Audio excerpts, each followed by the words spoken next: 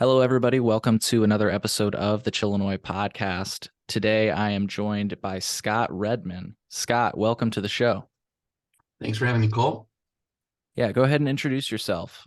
Sure. So my name is Scott Redman. I'm an attorney in Chicago, but I'm also a team member of a craft grow, a social equity craft grow, as well as infuser and transport licensee. And I am the president and founder of the Illinois Independent Craft Growers Association, which is the trade association for the craft growers here in Illinois.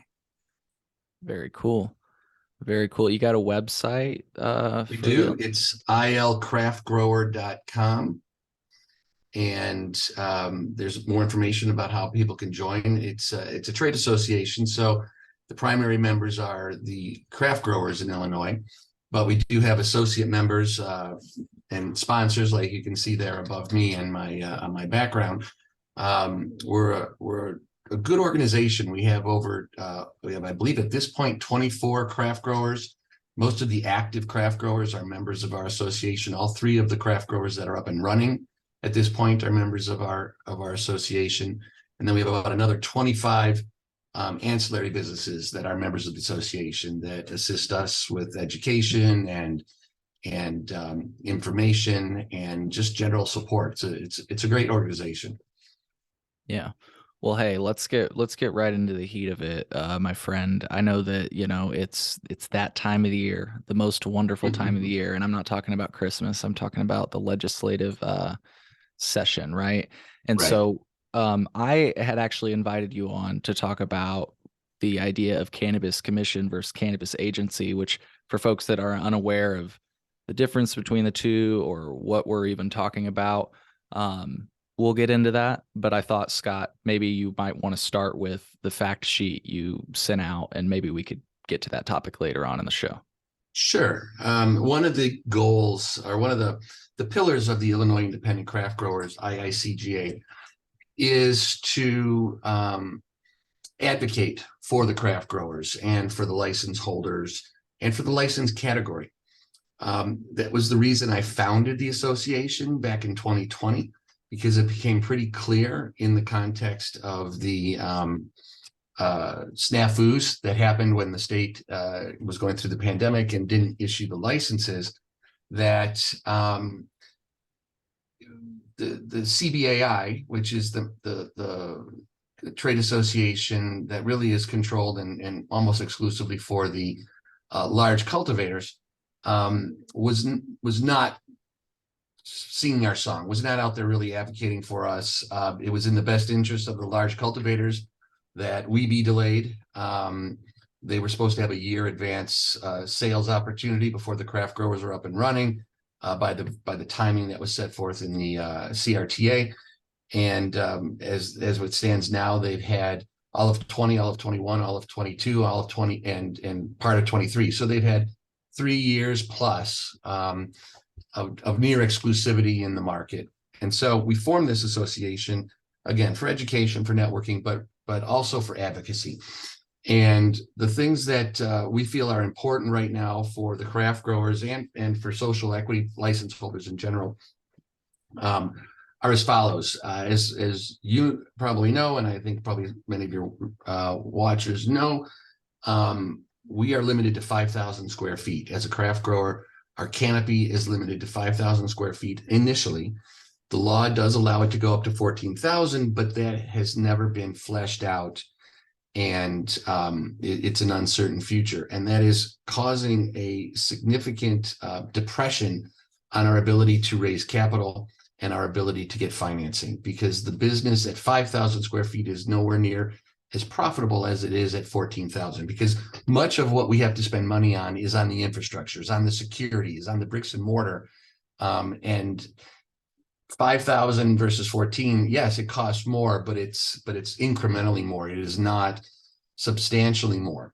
So we are advocating for a change in the law to allow us to go to 14,000 square feet of flowering canopy right away. On that point, we have the support of the Illinois Department of Agriculture, the IDFPR, the CREW office, as well as the governor's office. We believe there is support for this in both the House and the Senate. So we are very hopeful that that will push forward. The CBAI has taken a neutral position on it, but privately, I believe the large organizations are lobbying for some kind of interim step or some sort of thing to make it harder for it to go right to 14,000. Right. And would I Go be ahead. correct in saying maybe something that's led you to believe that is this article here in the past where they have actually, as reported by Gronin, they've led the charge in blocking the canopy expansion in the past? Is this maybe what makes you think that they are opposed to that? Yeah, so exactly. We had this initiative for the last full session of the legislature, had a bill that was proposed that was a clean, simple bill taking us to 14,000. They took a neutral position on it, but then when pressed by the Senate president, or I'm sorry, by the executive committee chair in the Senate, they took a negative position. And it was a near unanimous vote by the board of CBAI. There was one person who voted to support it or to not be take a negative position, but they took a negative position, and then that killed it. It stopped in its tracks. They have expressed a willingness to talk about it, and we have talked about it over the last year or so, but they really do feel that there's a need for a market study. We see that as a delay tactic. We see that as a way of slowing down the process, maybe even manipulating the process. I think if you look at raw numbers, and I don't have raw numbers, but I'm saying if one were to look at the cannabis industry in Illinois, you'd say, well, maybe there's enough. Well, I think the craft growers would say, yeah, there's enough crap out there. Um, I think the industry and the consumer is looking towards the craft growers to be able to produce new and innovative and higher quality product that's just not out there. So we would like to see just go into 14,000 right away. Even the Department of Ag thinks a market study is just window dressing on their argument that it doesn't need to happen right away. Yeah. Um, what do So you, that's on 14,000. We go yeah, ahead. and I'll let you go through the list and then I'll hold my questions until Okay. the end. You want to put the list back up? I don't know if you were sharing just Yeah, yeah, I with can the share the list. yeah, Absolutely. share the list Absolutely. onto the screen. That's probably good. Better look at that than us. Yeah. For folks that are listening, you can watch the video version at chillinois.net/video. Right. Um, So the second point is access to financing. The the way this was all supposed to roll out, right, in the CRTA was that we were supposed to get licenses, whoever the successful applicants were, and immediately be able to access funds that were in the cannabis fund, administered by DCEO, and that money was to help the social equity groups get up and going, not necessarily up and running, but as you can well imagine, for a $8-10 million project, there's a lot of work that has to go into just the basics, architectural drawings, pro formas. There's professionals that need to be brought on to be able to put together a cohesive and compelling business case and business program that you can then take to lenders and to investors. And the money from the DCO program was supposed to be that money. It's been delayed. It ultimately got almost totally delayed. And then thanks to a number of our efforts to move the ball on that, they changed the program and money has now started to flow. But it is a drop in the bucket. We are not able to access something like an SBA loan. We are a small business, and I say that on behalf of all craft growers. We are small businesses, but we do not have access to the federal small business loan program because of the federal illegality of the product. So there really is no place for us to go to source low interest or easily accessible loans. Many of the social equity groups out there don't have the credit scores to support a personally guaranteed loan. That was the whole nature of this program of the CRTA, to lift up people that have been disproportionately impacted by the war on drugs.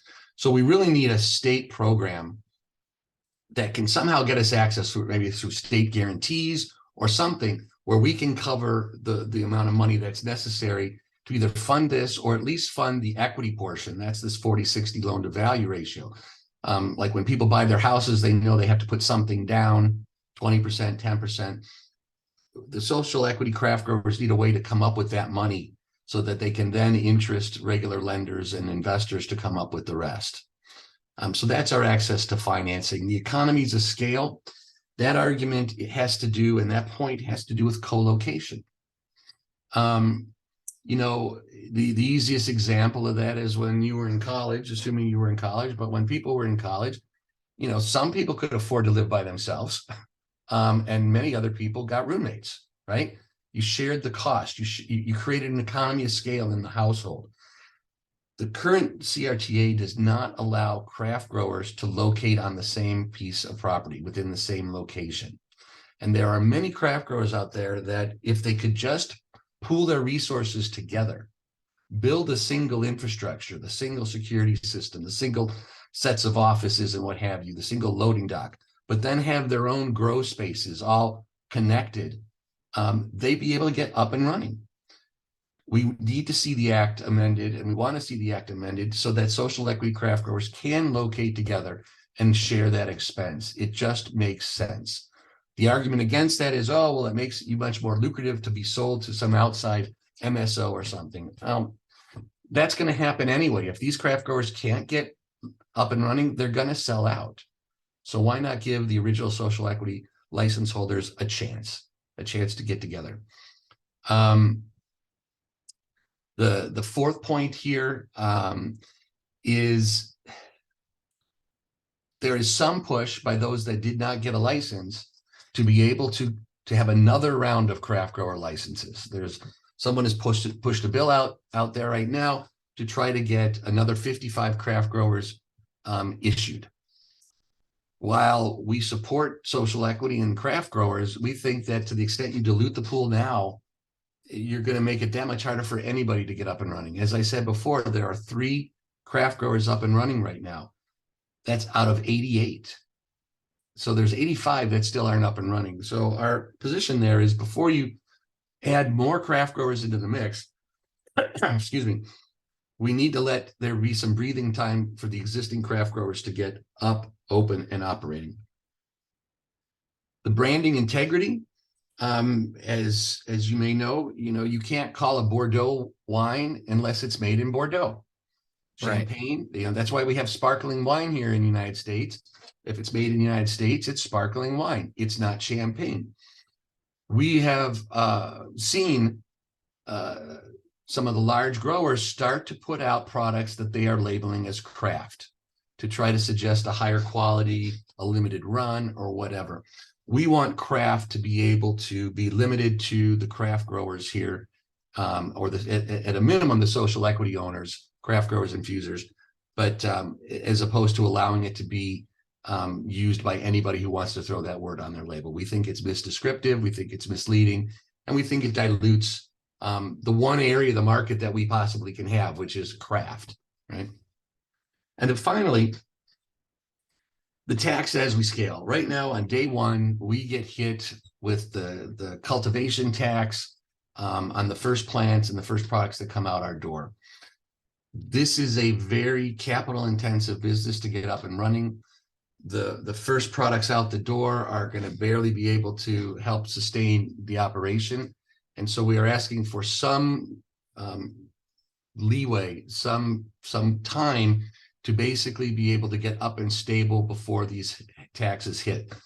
And these are different taxes than the taxes that people pay at the dispensaries. These are taxes directly in our business specific to growing cannabis. It's called the cannabis privilege, cultivation privilege tax. And we would ask that that be held back for a while till we get up and running. So those are the 6 points that we've been out there talking about. We were in Springfield last week. We talked to a number of legislators, both in the House and in the Senate. We had a long conversation with the Department of Ag, with the Department of Professional and Financial Regulation, with the Cannabis Regulatory Oversight Officer and her team. And we all seem to be very, very much aligned. And we feel that it's now or never, in the sense of it's either going to happen this session But next primary session is going to be back into the silliness of elections. So now is the time. And that's what the legislators are telling us. Now is the time. This is the time to get something done on cannabis. These are the things we'd like to see done. And we can turn to the other thing, which is the entire regulatory scheme. But let's, you have any questions on what I just talked about? Sure. And thank you, by the way, for explaining the rush, because I've been wondering, like, what is the rush? It does seem, and I've heard just from many different angles, like, now's the time. We got to do it now. The clock's running out, all those different things. And I'm like, what? I mean, I understand with sessions, time is always of the essence, but I'm like, if we're going to do that, my angle has been like, if we're going to do this right, why not take the time? But now this makes sense, with the impending election. Right. Right. Right. That's an interesting comment that you've made. Why not take the time to do this right? We are not making huge overhauls. Sure. The regulatory, the overhaul of the regulatory scheme, that is an issue that Hmm. we want to make sure we get it right, because if you get it wrong, it's going to cause more harm than it is good. And you also have issues like Delta 8, Delta 9, Delta 10, the intoxicating cannabinoids, which is a very knotty issue. We feel it's an important issue for our industry, but in order to do it right, you can't rush it through. So there are bigger issues, and the reorganization of the regulatory body is one of those. Yeah. Well said. Yeah, we'll definitely get to that. But really quick, I guess, just to pause, because I know I'm going to have different questions regarding that. Um, so let's start with the 14,000 square feet. I guess my first question is why just 14,000 square feet? Why aren't you pushing for more? Just curious. Correct. We could use more. The more the better. The more that there is, the more it makes our business pro forma in a way that's lucrative to attracting the investment we need. The reason we went with 14,000 is it's already there. The Mm, statute already mm, accounts for the fact that we can go up to 14. So no one can argue with, whoa, that's too much. Right? right. If we said 50 or 25, they would say, some people would say, well, that's way too much. You weren't intended to be that big. That's a fight or a battle that we'll have down the road. We'd like to be able to go higher. We'd love to have immediate 14 with a pathway to 25 or a pathway to 50 with some benchmarks or whatever. But the reason we went with 14 was because it was already there. It's just a matter of saying, hey, instead of us waiting, this year, let's just do it all at once, because the act hasn't turned out to be what it was intended to be. And so we need that bump now. So that's why 14. Makes sense. Thank you. And just a little bit more before we move on from the 14,000 square feet idea. Any more? Why do you think CBAI would oppose this? And especially when they have members now that I've interviewed that are craft cultivators. Yes, my team, my group, J. Cisco Farms, we're a craft grower, and we'll be out in Marengo, Illinois. We've been a member of CBAI since we got our license. There are 3 craft growers that are license holders, that are members of CBAI. Because I can't speak for them. As a member of CBAI, Sure. I've participated in meetings and what have you, and the votes and the discussions. Yes, we think there should be 14,000 square feet. We don't, we do support it, but then there's always a but.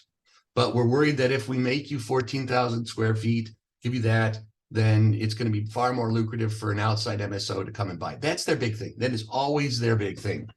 The 8 large companies or whatever it is that are here, the PharmaCans, the Curaleafs, the Cresco, they do the way this gets discussed is that if we give you too much, you're going to become a target for someone who's not already in Illinois to come and buy you, and it'll be more lucrative. They may not be interested in you at 5,000 square feet, but they may be interested in you at 14. our comment to that is that by not giving us 14, you're going to cause many license holders to give up and sell. And they're not going to sell to a group that doesn't have money. They're going to sell to a group that's already in the industry just by just common sense, right? I mean, you're not likely to spring the money for a license in Illinois if you don't already know what you're doing and if you don't have the funds to make it happen. So these licenses are going to get sold to outside groups, groups from out of state. They're the ones who primarily are making inquiries that want to get in the Illinois market, and they don't want to do it through co-manufacturing with the big guys. They rather, control their own destiny and grow and infuse and extract themselves, knowing that they can get biomass from other sources if they need to in the state to fully build out their brand. So by doing this, they are forcing many craft growers to go ahead and sell who wouldn't have otherwise sold if they had an ability to get to 14 right away. Now, So keep in mind, I don't think a lot of craft growers are going to be growing, are going to be immediately building 14,000 right away. The capital's not there. But a lot of people can't get the capital to start even at 5 if they don't have 14 to show on their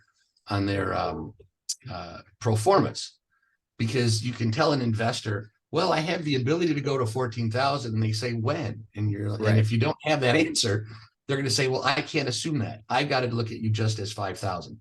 If the law says you can go to 14 right away, well, now all of a sudden your pro forma is based on 14,000, and you're able to scale out that infrastructure that most of the money is going to.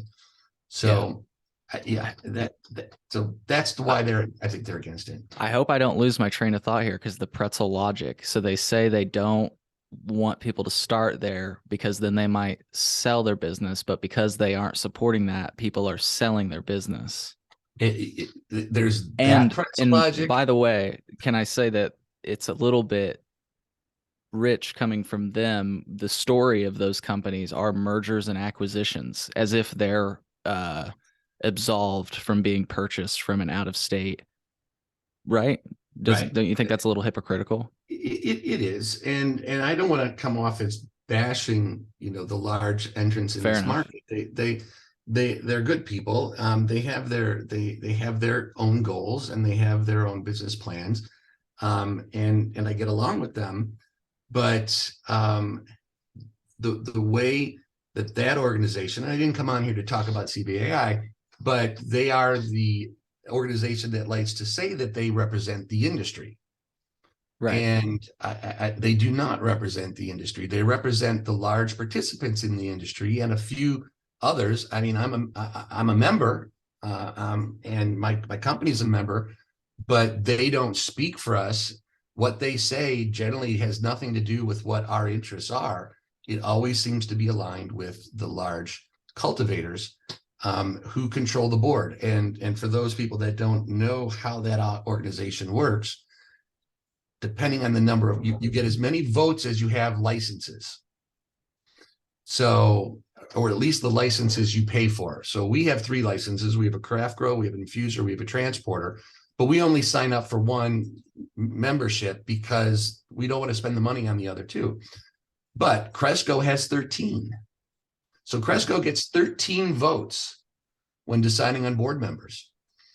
Other groups have 9, 10, 11. So of the 101 votes at the last annual meeting for that organization, I believe 55 or 50, somewhere between 55 and 59, I'd have to go back and look, were controlled by the large cultivators. With just a handful of them. When you start adding in the others who just have like 5 licenses, they're the substantial majority. So that's why their issues come out on top of the game plan for that organization. It's not they don't support social equity, but it's not the top of their list. Well, and I feel like their values are antithetical to it. The entire open acceptance of what they call a regulatory moat. I mean, it all but guarantees that social equity will never occur. And I feel like it's the elephant in the room here. We're all at odds up against these limitations. And I think, I don't mean to jump to thriving together, because I had a awesome question on financing, but I'm going to jump down to thriving together.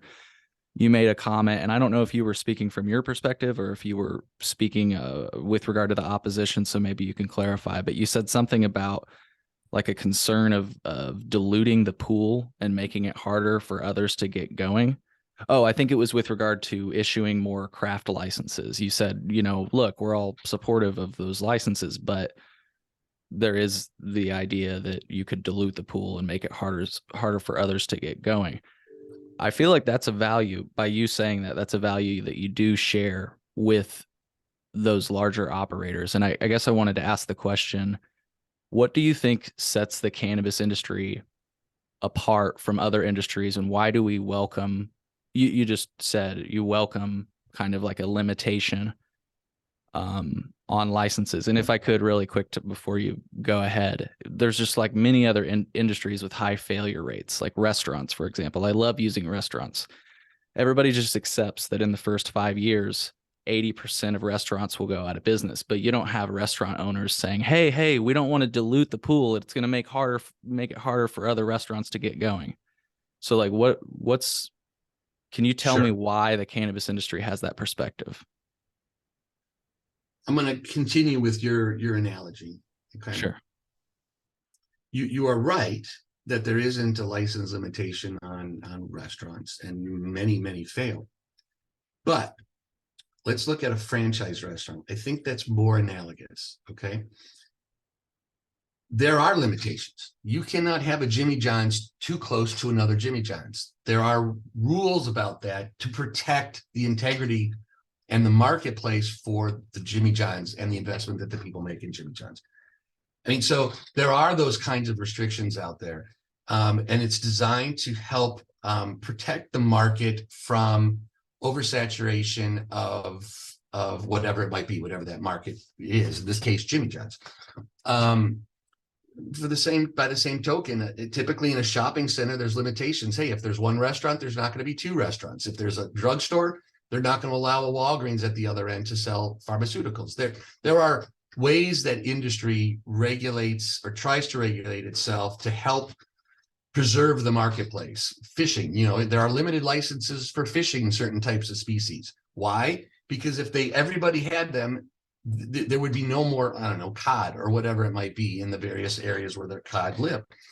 So the reason Illinois is I think going to survive compared to, let's say, Michigan or in Oklahoma or New Mexico is that, and Michigan's doing great when you look at sales numbers, but it's not doing great when you look at the actual cannabis companies that are out there.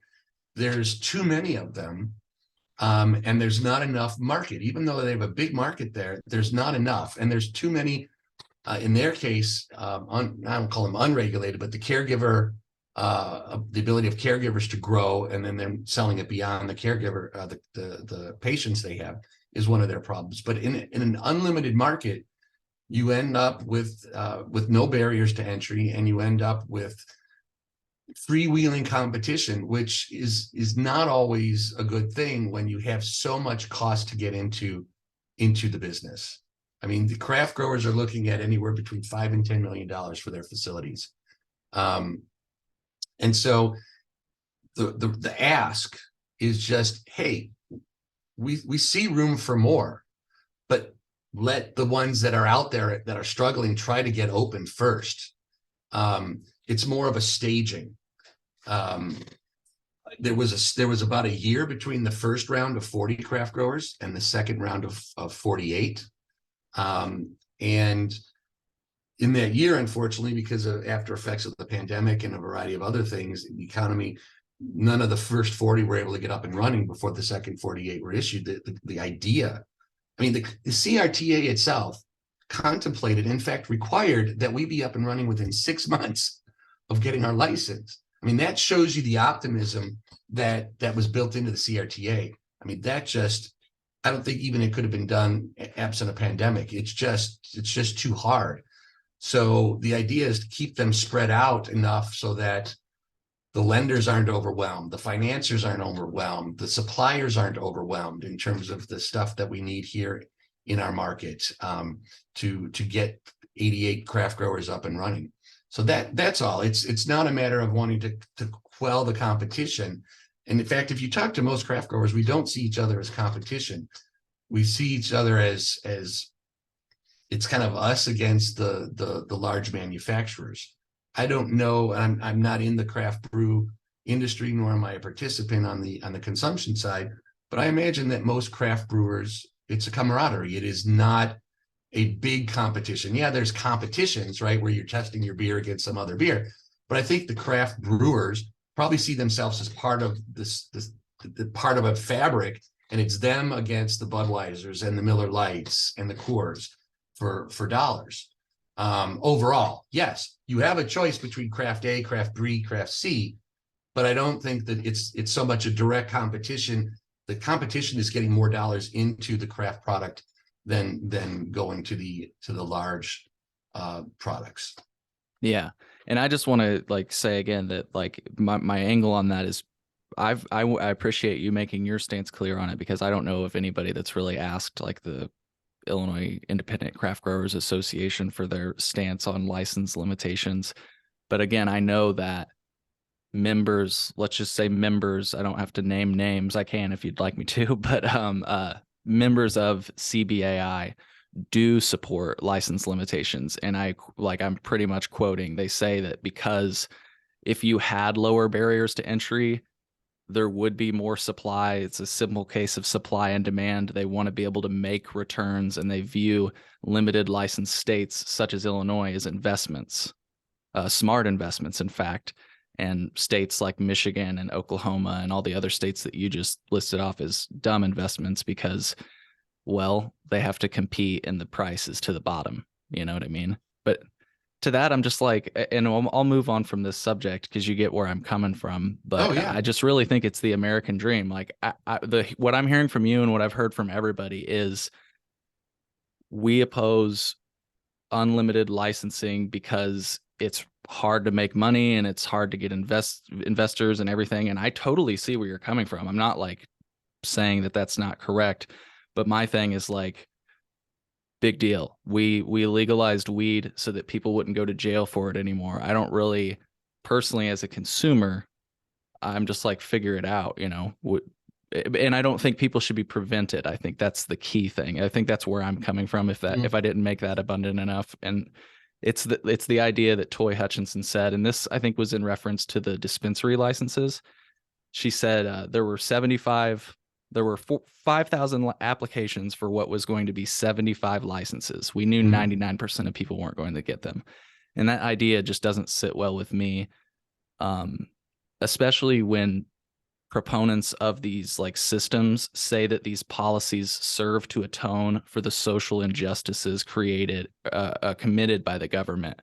Because just handing out a few handful of licenses to me doesn't address the policies and enforcement patterns that actually created this problem in the first Oh no, place. no, it doesn't. You know, It doesn't. The idea of legalization and allowing there to be businesses that can be created and trying to provide those business opportunities to social equity groups. That was the purpose. The question you're kind of getting to is how many licenses should be issued, and should there be a restriction at all? I mean, you can't right now go brew beer in your basement and sell it at a farmer's market. You can't, for many different reasons. You don't have the license to brew, you don't have the license to sell. There are, it is a license, and what people forget is that the fact that this is still federally illegal, and the only way that there are state legal state markets is by virtue of something called the Cole Memo and the other items that came out, the other advice that came out as part of that. And the quid pro quo is, hey, we will leave you alone. This is the Fed speaking. We will leave you alone if you have a highly regulated industry. So, I've talked to many people that say, why can't we sell weed at farmers markets? Well, because that's not a highly regulated industry. Maybe eventually you'll be able to do that.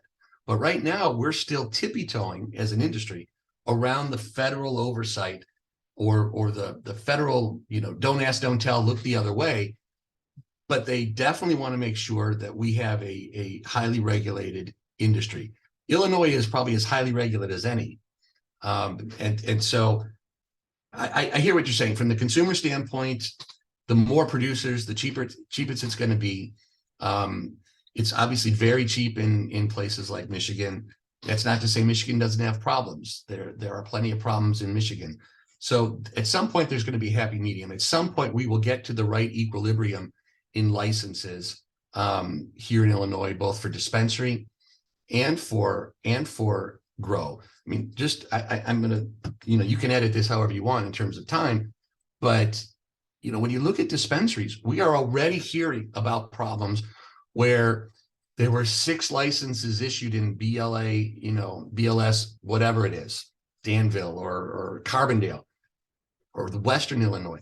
There isn't enough population to have that many dispensaries spread out through that area. Everyone wants the Danville BLS. Everyone wants to be in Danville, and everyone wants to be on one freaking street in Danville. Carbondale has a half dozen or whatever it's going to be. There aren't enough good locations, and this isn't me speaking. This is the people that have gotten these licenses who are looking at saying, I'm not sure where I'm going to be able to locate because there are too many licenses in this market for me to be able to find a place, because you sell one eighth, you're not making any money. I mean, you have to have so many people, so much security, so much everything. We call it the cannabis tax, not the cannabis taxes you pay, but the cannabis tax that a vendor charges us for steel and bricks and mortar and labor and whatever. Everything goes up because they hear the word cannabis. And some of these businesses won't be able to get up and running. And you're going to see, I think, a number of groups starting to petition the state to let them move to a different BLS. Most likely the Chicago BLS, which isn't just Chicago, it goes all the way out to where my craft grow is out in Marengo. And it goes all the way up to the Wisconsin border up north by, well, no, it doesn't go to Waukegan. That's a separate one. But there's a lot of room in this BLS as opposed to some of these smaller ones that have a disproportionately high number of dispensaries and not enough people. So there are reasons. There are reasons for the health of the industry to be mindful of what you put out there. Yeah. That was a long answer. Hey, no, it's all good. That's why I love this podcast, because we can take our time to have long format conversations like this. So, well, moving on to your financing point, I'm just looking at it because I am just going to jump right to it. I recently heard that in the past, cultivators have, established licensees have been given permission to cultivate outdoors. And I'm curious how the Illinois Independent Craft Growers Association thinks of a temporary. So that's what I've heard. And I've asked for the Illinois Department of Agriculture to comment and confirm that this is indeed the case. But at this point, I'm positive that it is the case because I've had a licensed cultivator come on my show and talk about it. They knew. Right. I've talked to employees that have worked in the fields, so it's a pretty certain thing. So I'm just curious, in a time where, like you said, you're looking for money and, maybe you're looking for a situation with low overhead so you can bring that money in. What do you think about the state throwing you a bone, as I've been saying, and letting you maybe just cultivate outdoors, just to get some money coming in? Right. So here's what I know. Here's what I know about that. You are correct. There is at least one of the original medical growers that still, I'm not sure if it's going to be for 2023 or not, but as a 2022 season, they still had a portion of outdoor grow. It's enclosed in a screen, basically a screen structure. So it's got a screen top and screen sides. It's got 1 million cameras, all of that, but it is outdoors. By their own admission, they don't make much of quality out there. It's mainly all for extraction, and it's not all it's cracked up to be. That's just anecdotal, directly from. And I've heard similar, but I guess my angle on it is no. Let me get to your some edibles and right. Yeah. Oh no, absolutely. Yeah. So we have made that point. We have inquired. with the Illinois Department of Ag, and it was interesting. I was meeting with them. They were coming and take a look at our site, and I asked them about that because at my site, at our craft grow, we've got buildings, but we also have another, I don't know, 6 acres that we could, that's farmland that we could grow in. And I said, hey, there's other groups out there. There's at least one large group that has outdoor. And apparently, and their comment was, well, we're in the process of shutting that down. There is a lawsuit right now between that particular grower, maybe another, I don't know, and the Illinois Department of Ag. And from what I understand, the history of that is that when they were medical, they were allowed to do it. The old administration allowed them to do it, whatever, however that happened, it happened, and it was okay. Now under rec, and with the new sheriffs in town at Ag, they are not in favor of that. They don't believe it's an enclosed room. It's part of the facility, et cetera, et cetera. They have other reasons. They don't think it's good practice, bugs and whatever. So I believe there is a lawsuit. So if Ag hasn't commented on it, it's more likely because there's an ongoing lawsuit, but that should tell you what their position is by reviewing that lawsuit. We've pushed them and we said, this is an easy way for everybody to get up and running and at least start generating some revenue. That argument is not false. They understand that argument. They just don't believe, as I understand it, I certainly don't want to speak for them, but as I understand it from talking a number of times about it, they don't believe it's a good idea for a variety of reasons. And I'm going to expand on this and tell you some things you may not know. We had also asked them, and this was my group in particular, my craft grow, for permission to grow in containers. Not some crappy, piece of junk container we bought surplus, but a purpose-built,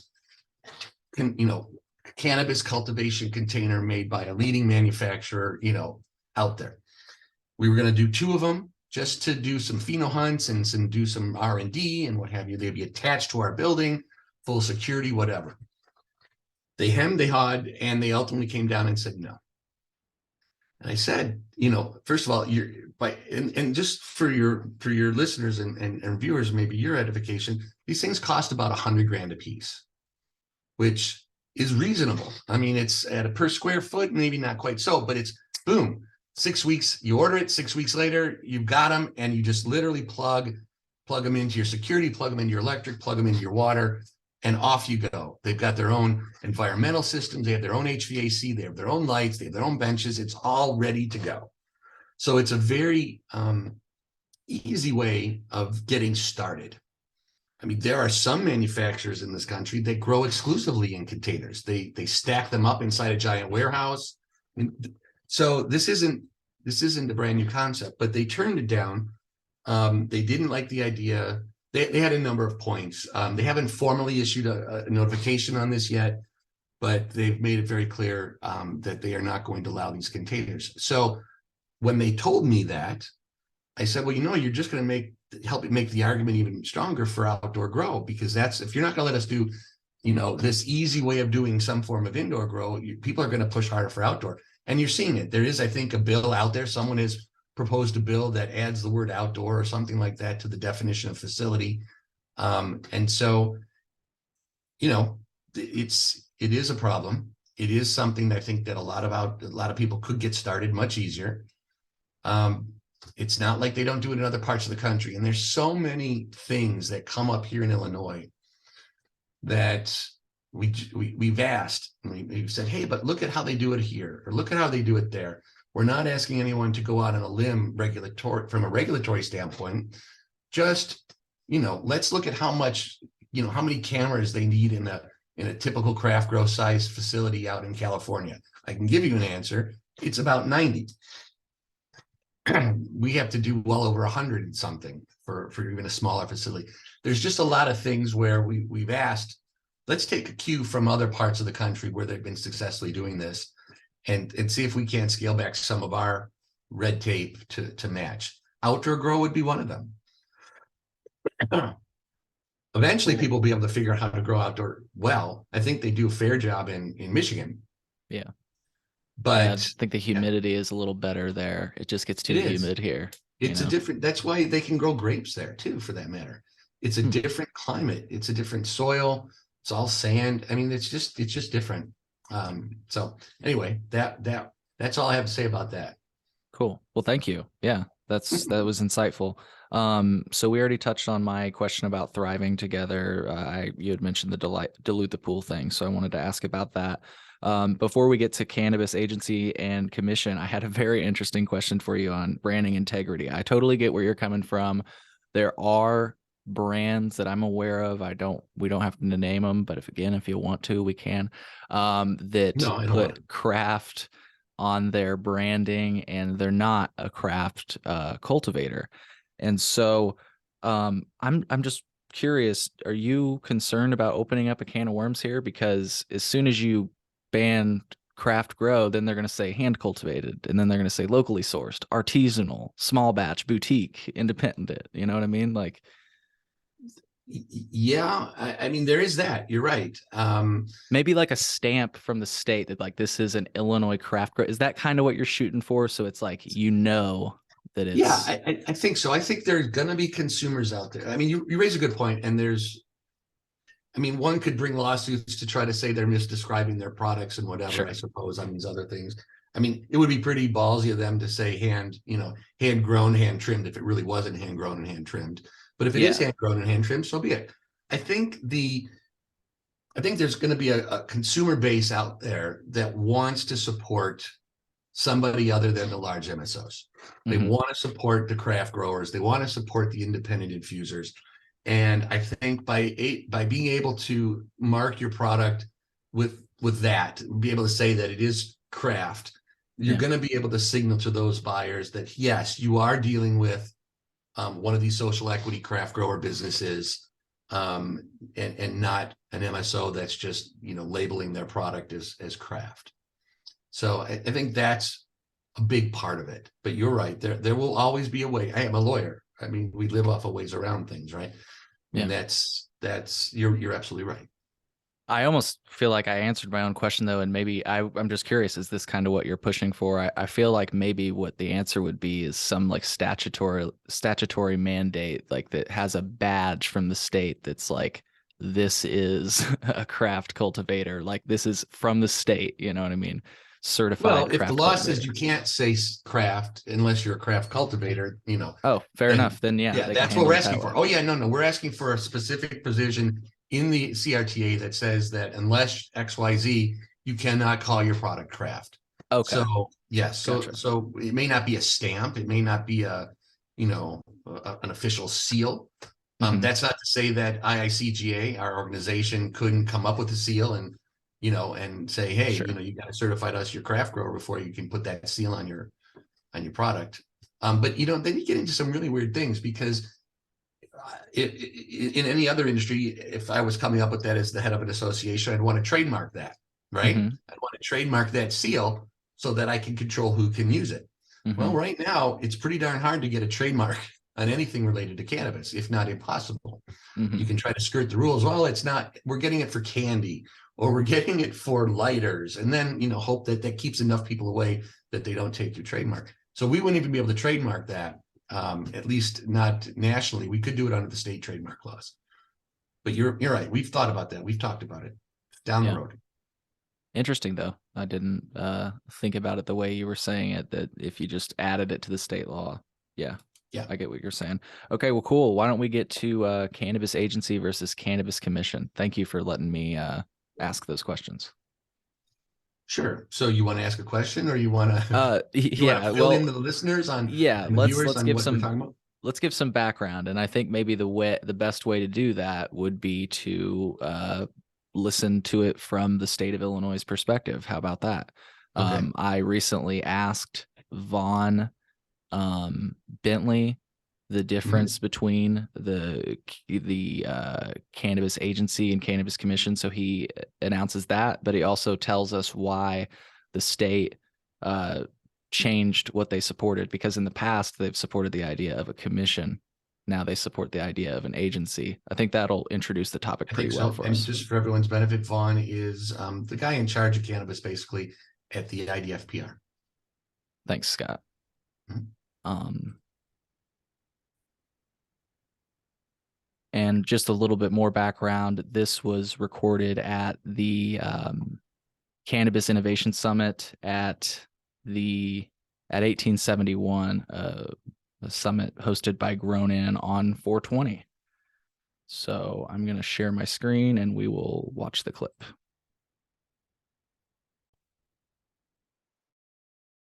Here's Vaughn's response. Hey, Brad, thanks and 1871 Grown In for hosting. Vaughn, I had a question for you. Thank you for coming again. It's only one of you, like you mentioned. A little bit over a year ago, it was reported by a relatively small publication who none of us have heard about, Grown In, that the office of the CROO indicated that they supported the idea of a cannabis commission, and today you indicated support for an agency. Two questions. Honestly, what's the difference? That's a little bit elementary, so forgive me. But second question, why the change of heart? Did you even hear my? I did. Okay, sorry. I did. So the first question is, what's the difference between a commission setup and an agency setup? I will not bore you with the very long technical legal answer. The main difference is who's at the top. An agency has a single person at the top. There's that one person that's accountable for everything that agency does. For IDFPR, it's Secretary Trado. For the proposed agency, it will be a director or secretary level. For a commission, it's a group of people. So all of those people are responsible for the decisions being made by that agency or that commission. Part of the issue that you see with commissions, and I have a little bit of experience working on this. Prior to taking this role, I advised a lot of our state professional boards. And part of the issue you see is the issue with being as responsive as an agency can as a commission will. Everything a commission does, they have to vote on. It has to be public meetings. And that slows down the ability to respond both to public health emergencies as well as for an industry like this that is changing daily. There are new developments, new issues that we're seeing. And I think the reason that change came about is we really re-examined what is going to be best for this industry, what is going to be best for not only being able to be responsive, but also to help protect social equity. If you have a commission, they can't respond as quickly as an agency can. They may have other ideas that come from the private sector, which may help some, but may not have the focus of social equity. So in re-examining that, I think both the Cruz office, as well as members of the Pritzker administration came to the conclusion that an agency setup is the best way to be responsive, to protect social equity and make sure that we are continuing to focus on social equity and helping a socially equitable market grow. Thanks, Vaughn. So that was Vaughn's response. That I feel like pretty well introduced the topic. I've gotten the impression that the Illinois Independent Craft Growers Association, I love that your name is on your background because you can look at it. Makes it easy. Yeah. I've gotten the impression that you support the idea of an agency. I don't want to speak for you though. If first of all, maybe if you feel like he didn't introduce the topic well enough, or if there's something he neglected to mention, please introduce that and then maybe tell us your position. Yeah, let me do that, because one might be asking why are we talking about this? It's already illegal. We're already regulating it. Why do we need some kind of change? Right now, the cannabis industry in Illinois is a topic on which many agencies have a say. It's just the most obvious one. Dispensaries are regulated by the IDFPR, whereas cultivation, transportation, infusion and craft grow is regulated by the Department of Ag. Then you've got the IDOR, Department of Revenue. You've got state police. You've got the health department. There's I'm told that no one's ever shown me the list, but I'm told there's like a dozen agencies that somehow have some oversight of some element of I actually cannabis. saw today the number is 17. 17. Yeah. And that's just wildly inefficient. You end up with an agency that maybe has, so our primary agency, Craft Grow, our primary agency is Department of Ag. There are 3 people, maybe 4 at this point, and then some inspectors. I mean, that is not enough for the size of the industry that we're talking about here. And so there might be a couple people at IDFPR. There might be one person at health, and so you have these little islands of people that are not well enough staffed to do what they need to do, let alone it might not be their only responsibility at those agencies. So taking a cue from other states that have a central cannabis regulatory function, let's call it that, as opposed to commission or agency. They just have a centralized cannabis regulatory function. They're able to focus exclusively on cannabis. And so I don't think there's really anybody in the industry that thinks that that is not a good idea, because the way it's working right now, the model isn't working. So there is definitely a groundswell of support for there to be a change. So there needs to be a change. It's just not working. And it's really not working for social equity, because it's the little guys that end up falling through the cracks, right? No matter what happens, you know, the big guys controlling as much of the revenue as they control, they get attention. I think the Department of Ag does a pretty good job of trying to even out the attention. But generally speaking, the little guys lose in a scenario like that. So that's why there's a need. This isn't something that just came up this session. It was talked about last year, but it's not an easy thing. It is not an easy thing to if they're not cooperative, to wrestle away control of a lucrative industry from all these different agencies. So what has happened this year is that the governor has got behind the idea of needing to reorganize this. Now, you know, if people remember from their civics class, agencies are part of the executive branch. They are underneath the governor. So the governor is in charge of ag, is in charge of state police, in charge of all those things. So when the governor says, this is a priority for me, this is something I support, then things start to happen. And then you don't get the pushback from the agencies.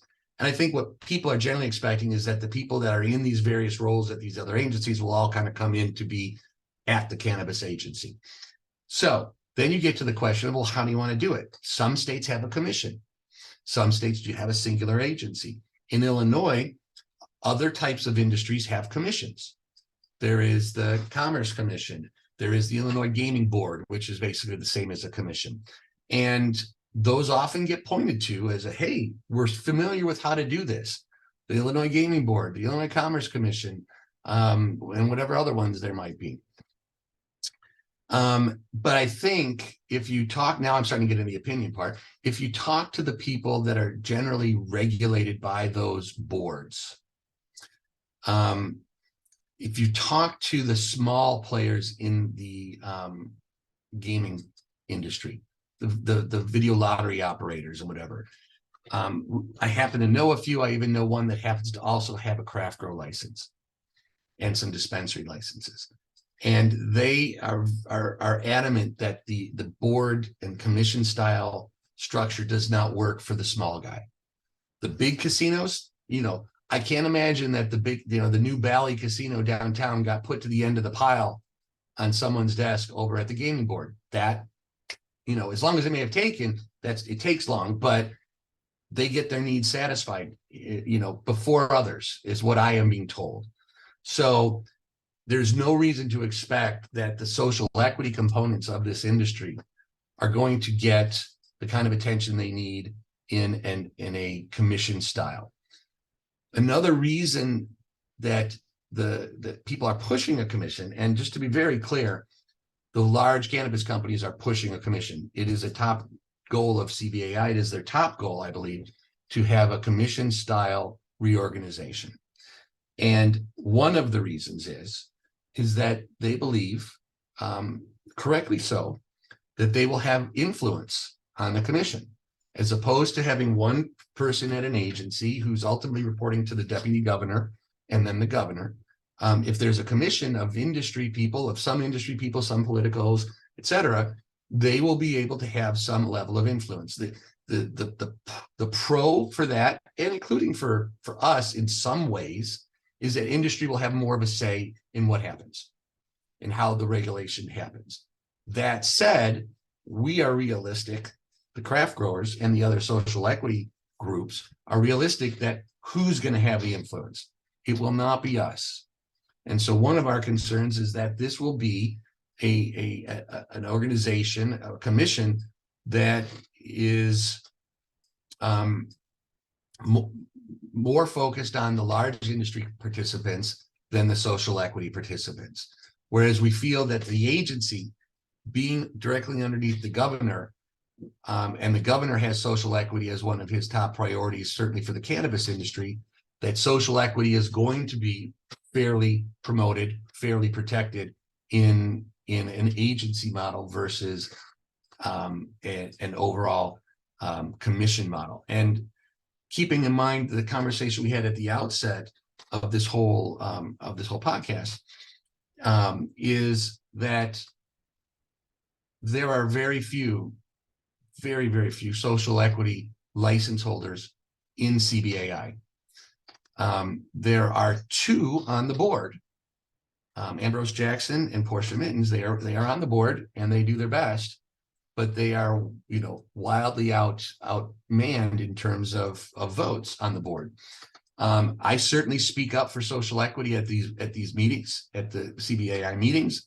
I constantly point out that whatever position they may be taking isn't consistent with that of what the majority of social equity holders would want. And so given how their own organization is run, we have no reason to believe that their influence on a commission wouldn't be along the same lines. And it's just a fact. So we feel that we are better promoted and better protected as craft growers, as social equity license holders by the agency format. And we also want to support the governor. The governor supports social equity. We want to support the governor. And if this is what the governor wants, and it looks like it would be a good thing for us, then it's something that we want as well. Yeah. I was in a meeting and I ultimately ended up obtaining a full copy of the recording of a meeting with the CROO, and they were talking about their support of the cannabis agency. And one of the things that was mentioned, and we shared this exchange on our show, basically, somebody asked about the former idea of a commission, and she said, look, I'm not going to lie and say, yes, the former crew supported a commission, but we currently don't. And she said that one of the reasons, among others, and Vaughn alluded to it and you've alluded to it, it's like this idea of like you say, undue influence and how they can maybe better mold, how big interests can better mold policy to benefit themselves, right? And the crew used an example, and I felt like it's important to bring up. She said that she was aware that, at least with the cannabis commission model, that the 40% inventory rule had been struck, which she claimed to be like paramount to craft growers' success. What are your thoughts on that? So that it's an interesting point you bring up. So just a little bit of background on how this all came up, because I was in the room for that as well. There is a legislative working group. There is a working group of legislators that has been formed to try to figure out the issues that need to be addressed and come up with legislation. And that working group, headed by Representative LaShawn Ford, asked a number of the stakeholder groups, such as IICGA, such as CBAI, Chicago NORML, CEIC, et cetera, to speak to them and give them our thoughts on agency versus commission. And we all did. And crew was on that call. And in the context of that call, it was raised about the 40% rule. And for those that don't know the 40% rule, there's a provision in the CRTA that says that no dispensary can have on its shelves more than 40% product of, no more than 40% of their shelf can be from one manufacturer. So that prevents Cresco, a Cresco dispensary from having all Cresco product. Okay. And as you pointed out, that is an important thing for craft growers, because we want to make sure that there is an opportunity to get on shelves at these large MSO dispensaries. So it was pointed out on that call that in the draft legislation that was providing for a commission-based regulatory structure, that in there was also a provision that took out the 40% rule. Now on the call, the CBAI's representative made it very clear that, that was a mistake. That is not our intention. That's a mistake. So, it's yet to move forward in any way. It's all being discussed. But to be fair to CBAI, they said that was a mistake. Yeah. Wasn't supposed to be there. In terms of Crew's position on commission versus agency, the bill that's out there right now that was started to float last year was a bill that was drafted by Danielle Perry, who was the former Crew, the former Cannabis Regulatory Oversight Officer. She is no longer, and she was in favor of a commission. And I'm not sure why. I'm not sure if she was tighter with the large MSOs than not. I don't know. I don't want to guess. But you are correct. It was a commission model, and it was formally supported by the prior Crew. And so when you say when people need to understand that we use the term Crew to really describe a group, an agency, but really the Crew is a person. It's Aaron Johnson now. It is a regulatory officer. So it's like saying that, hey, the United States government was in favor of X when Trump was in office, and now they're not in favor of X, they're in favor of Y when Biden's in office. So I think there's a lot to do with that. And the new regime at Crew feels that that wasn't in the best interest of social equity or the industry. So that's why they have changed. Let me expand a little bit more on this discussion, because I've had conversation with Crew as recently as the hour before our call. We were also in Springfield last week, lobbying for a variety of different things. I can tell you, as of this moment, it really is news as of 5 o'clock on Tuesday, that we believe that the agency format of regulatory oversight has the majority support in the House of the Black Caucus, and has majority support in the Senate. But, always a but there is a problem. There's a substantial issue, and that the Senate Executive Committee, which decides on which bills get discussed and voted on in the Senate, is against the agency model, and has said, and I can tell you has said to me personally, and obviously a committee didn't speak to me, but the committee's voice said to me, a number of other people, it will either be a commission or there will be nothing, which meant to us and means to other people in this brouhaha, and that either we agree that it can be a commission model or no cannabis legislation is going to get out of the Senate. And that's a real problem. And it is not without note that that the big guys spend a lot of money on lobbying, and they spend a lot of money on political donations. We spend a little money on lobbying, and we have made no political donations. We're a bunch of people that don't have businesses yet. And it's we still have a month or so to go in this session, a little less than a month, and we certainly hope to change some minds. But there's at least some groups out there that are willing to forego all cannabis legislation that's needed if they don't get their way. And that's not good politics. That's not good governance. Maybe it's good politics, I don't know, but it's not good governance. And from our perspective, we hope to be able to have some very serious discussions. When I say our, I mean those of us that are in support of the agency, which are pretty much all the social equity advocacy groups, the social equity license groups, Crew, Department of Ag, IDFPR, we're hoping to have conversations with the Senate leadership to be able to say, hey, majority of Senate wants this, majority of House wants this, the majority of the industry wants this. You have to keep in mind, there are over 200, if not 300 transport license holders. There's 88 craft growers. There's 50 some infusers. There are like 8. And then there's 200 and there's what, 200 and some 185 dispensaries. Everybody's social equity. You couldn't get a license in any of those categories if you didn't qualify as social equity. There are all those license holders, and there are basically 8 or so large license holders. They are not the industry. They are a piece of the industry, but they are not the industry by per capita at all. I mean, there are far more of us than there are of them. And that's a point that we have to just keep making. Anytime you talk about anything social equity, there are far more social equity license holders than there are non-social equity license holders. But for the social equity component in the CRTA, there wouldn't be adult use. This was part of the deal. The medical license holders, who are all the big guys for the most part, they wanted adult use. They wanted recreational cannabis. They were losing their shirt, as any of them will tell you quickly. They were losing a lot of money on medical only. I understand that, and it's not a debate.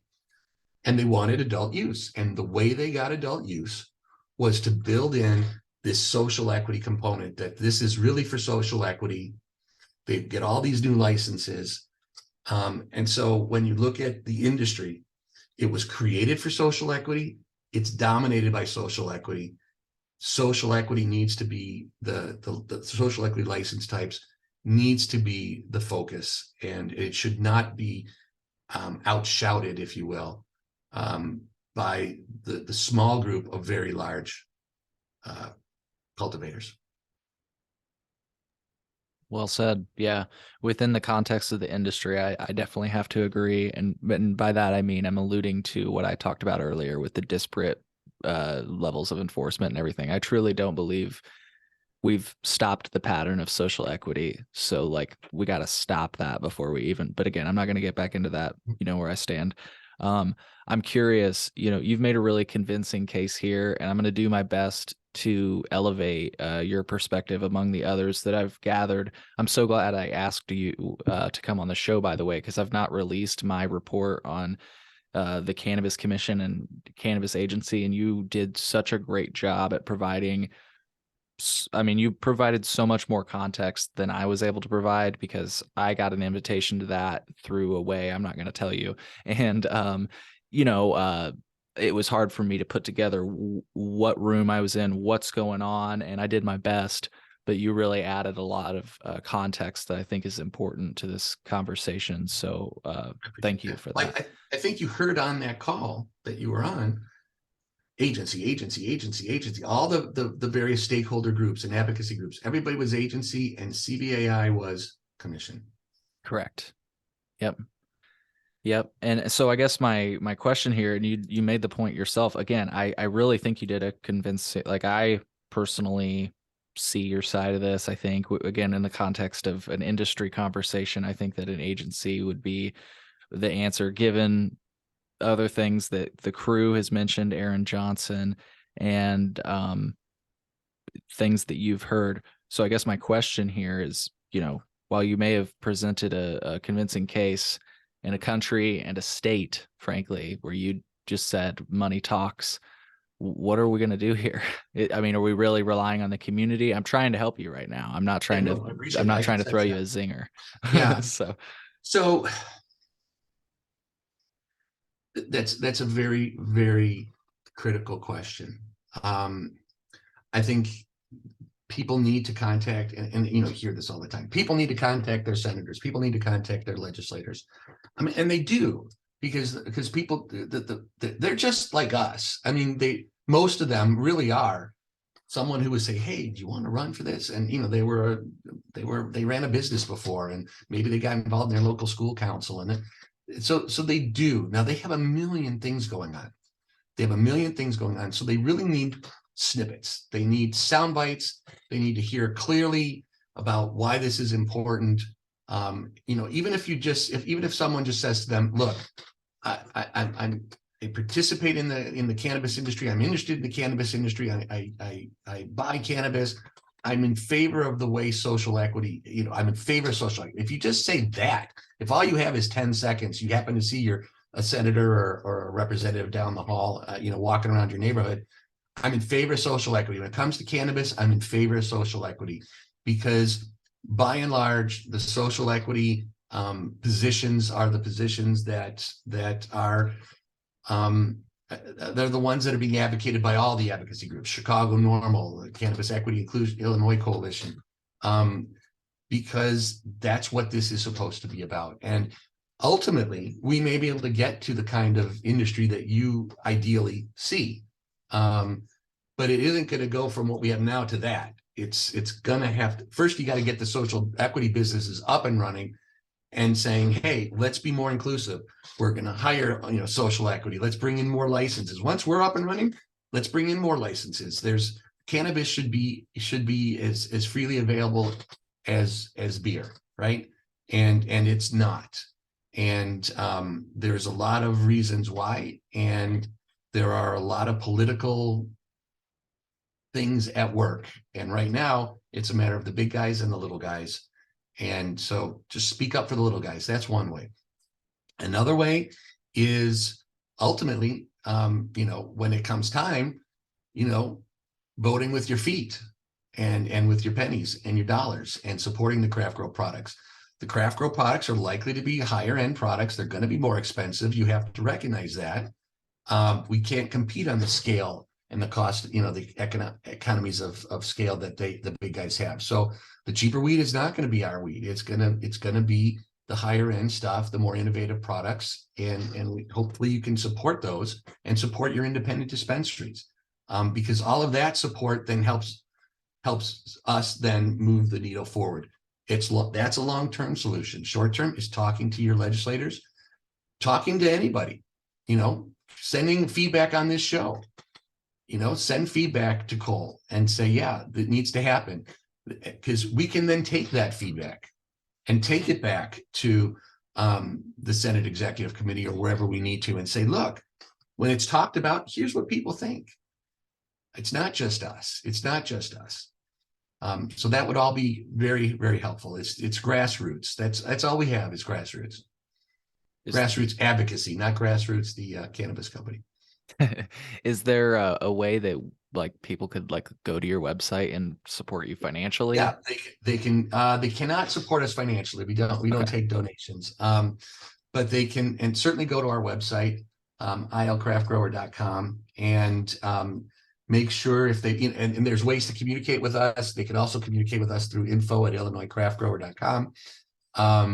And yeah, if they've got an opinion and they want to share with us, they can do it through the contact page. They can email us directly at the info address. They can, you know, to the extent that they know anybody who's a craft grower, they're in the industry, tell them what you think.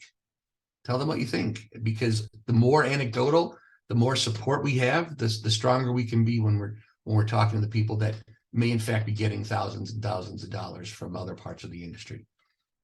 Yeah.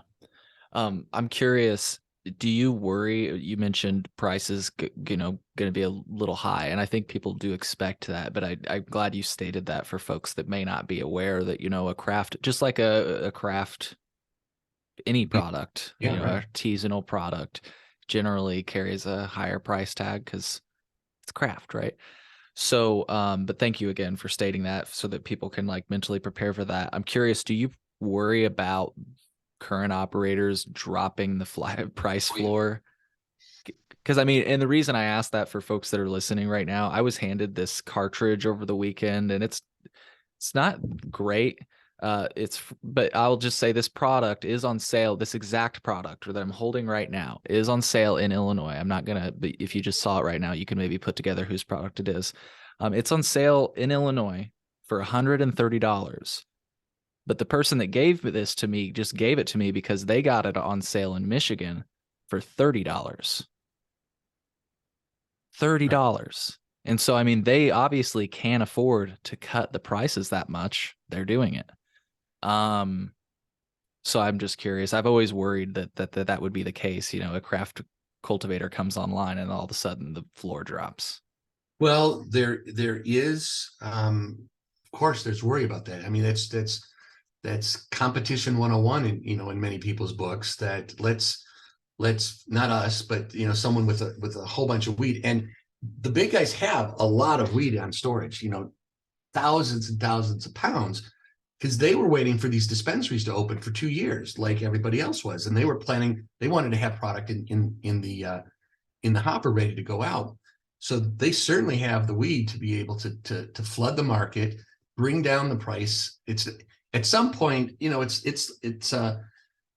there are certainly other industries where people come in and they flood the market, lower the price down to get rid of competitors. Then they slowly bring the price back up. And it's no surprise, it's no secret that some of the companies that are here in Illinois have done that in other markets. They have produced huge quantities, flooded the market, made it so that the smaller industry participants can't produce efficiently. They can't get on the shelves and get their products sold because it's just too easy to buy 5 of the cheaper ones than 1 of the more expensive ones, and force us out. That's why it's going to take some staying power by many of us, and it's going to take really a grassroots consumer base that says, I'm not going to let Budweiser win. I like my, to go back to beer, I like my Three Floyds. I like my, Lagunitas, although they're kind of big now. But I like these smaller beers. I like knowing it came from my community. I like knowing that it was handcrafted in small batches and it was not produced in some giant factory down in, St. Louis or wherever it might be. And we're just going to have to keep pushing that. There will always be people that will buy the cheapest weed they can. They're just looking for a high. And then there are people that are looking for an experience. They're looking for, it's like beer. Sure. I mean, think about, when you were younger, you go out and buy Old Milwaukee or something, right? You buy the cheapest thing you can get that'll get you messed up. I mean, now as an adult, you're more into, what do I like about this? What do I want to experience? Experiences are different, and what taste and flavor and community. So it's a whole different thing. We just to throw one more thing out there, as a craft grower, we would really like to see the ability to have a tasting room on our locations, some kind of small consumption lounge where people can try our product, because right now we're not allowed to, and we're not trying to step on the toes of dispensaries.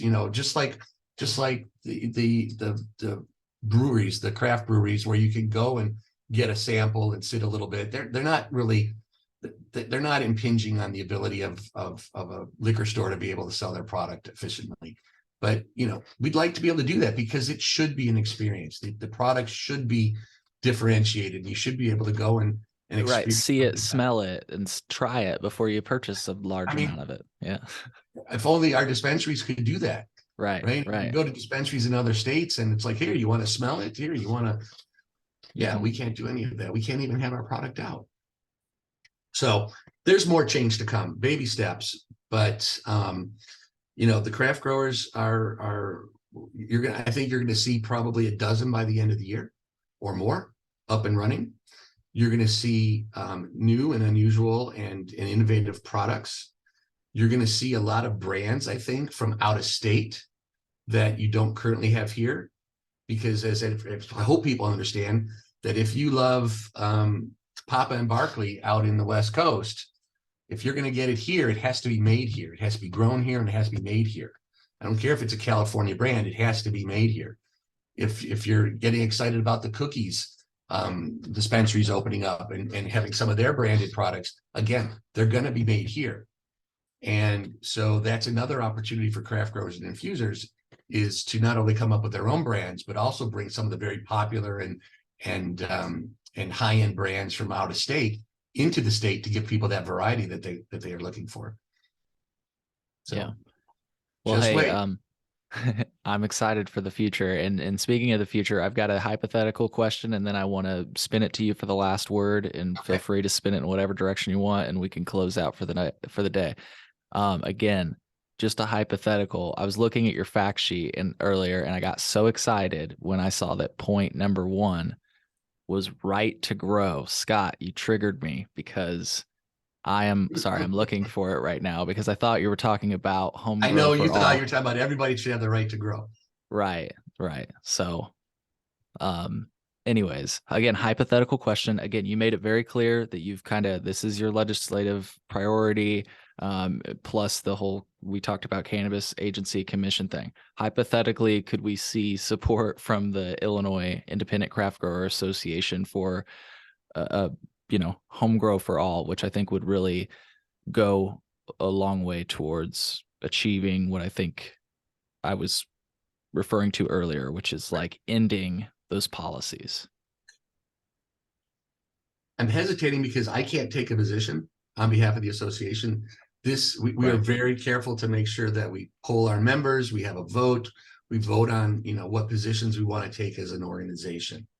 I think that is something that definitely needs to be put out there and discussed. You shouldn't have to basically lie to get a medical card. I mean, which most people, I know plenty of people that have a medical card for very legitimate reasons. One of our co-founders of our craft grow, I'm partnered with two other people. He just passed away, from cancer, and he was very much relying on cannabis as pain relief and appetite enhancer, et cetera. But there are plenty of few people that have gone the medical route so they can grow at their house. I think we'd have to take a look at it to see well, I'll throw it back to you, Cole. What do you think that does to the commercial market? Do you right now, I suppose right now people are growing at home whether they have the medical license or not. And so the average consumer, if they really want to grow at home, they're going to grow at home right now, right? Medical card or no medical card. And I know plenty of people that have medical cards that do still go to the dispensary to get different strains, to get different products, to get, let's say, an infused pre-roll or edibles and things like that. But do you think it would have a material impact on the commercial availability of the product? I mean, the commercial market for the product? No, because we'd be talking about cultivation for personal use and definitely not talking about, licensing individuals. No, I agree with that. No, I didn't mean to suggest that. I meant if you were growing at home, not to say you're not now, don't know, don't care. But if you were growing at home now and you were growing 5 plants in your tent, and you're turning that over every 80 days or whatever it ends up being, are you going to be going to the dispensary still and buying?